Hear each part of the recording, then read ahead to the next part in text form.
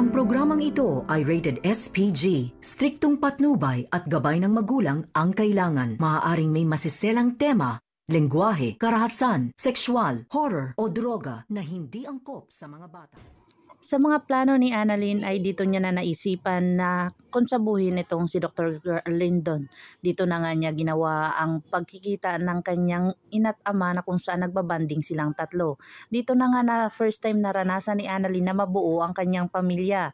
Pero ito ay may hadlang na kung saan pumunta din dito si Dr. Carlos Benitez at nasira ang kanilang pagbabanding bilang isang pamilya. Dito na nga ay muntikan ang halikan ni Dr. RJ Tanyag itong si Lynette dahil sa unang nagpapasalamat siya dahil hindi siya pinagkaitan kay Annalyn ni Lynette na kung saan dito ay naramdaman niyang pagiging tunay na ama niya dito kay Annalyn.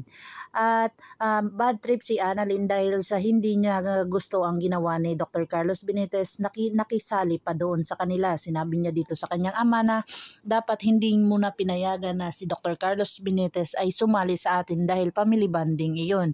Na kung saan pag ikakasal na si Lynette ay hindi na natin makakasama si nanay na magiging buo tayo dahil andyan na si Dr. Carlos.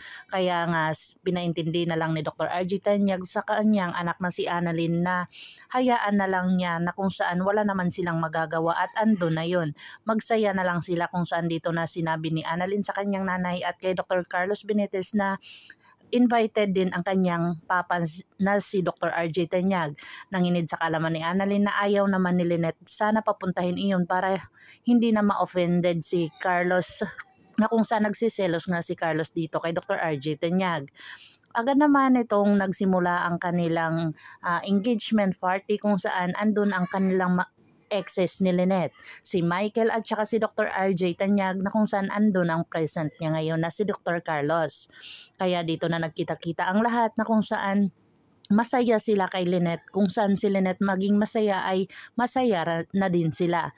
Dito na mas nagkasiyahan ang lahat, ngunit ito nga si Lynette ay nakita nga niya itong si Moira.